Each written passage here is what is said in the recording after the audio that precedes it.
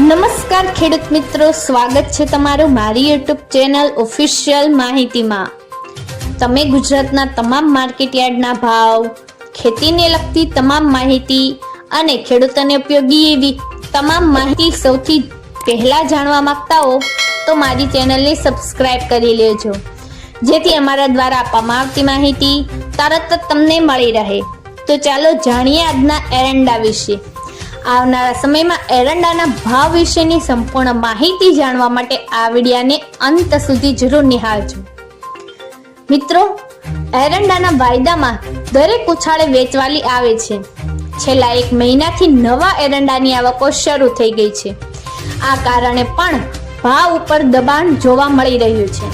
છેલ્લા થોડાક વર્ષોથી ભારતમાં એરંડાનું ઉત્પાદન ઘટી રહ્યું છે। જો કે જૂનો કેરી ઓવર સ્ટોક વધારે હોવાથી ભાવમાં એક સપાટીની વચ્ચે જ વેપાર થતો જોવા મળ્યો છે। હાલની સ્થિતિએ ખેડૂતોને ₹1225 થી ₹1260 ની વચ્ચે એરંડાના ભાવ મળી રહ્યા છે, જ્યારે છેલ્લા ઘણા સમયથી એરંડાના ભાવમાં એક જ સ્તરની વચ્ચે વેપાર થતો જોવા મળ્યો છે। એરંડો 2 સિઝનનો પાક હોવાથી એનું વાવેતર હવે ધીમે ધીમે ઘટી રહ્યું છે। મિત્રો, 8 મહિના સુધી ઊભા રહેતા એરંડાની સરખામણીએ 3 મહિનામાં તૈયાર થતા અનેક પાકોના ભાવ ઊંચા છે। આથી જ હવે જો આવા જ ભાવ રહેશે તો એરંડાની ખેતી ધીરે ધીરે ઓછી થતી રહેશે। મિત્રો, દેશમાં એરંડાના ઉત્પાદનમાં ગુજરાતનો હિસ્સો 80% થી પણ વધારે છે।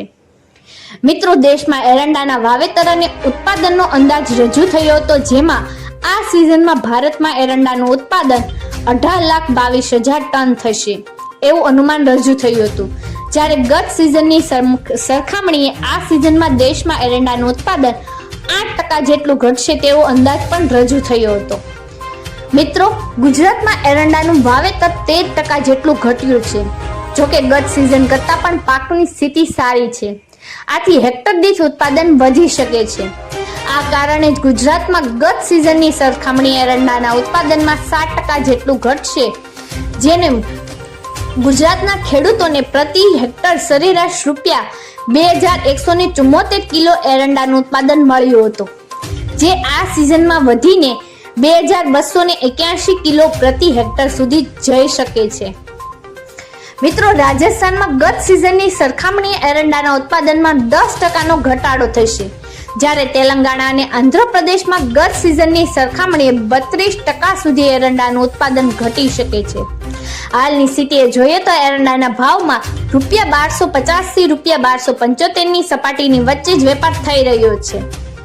એરંડો એ સંપૂર્ણ રીતે નિકાસલક્ષી કૃષિ પેદાશ છે।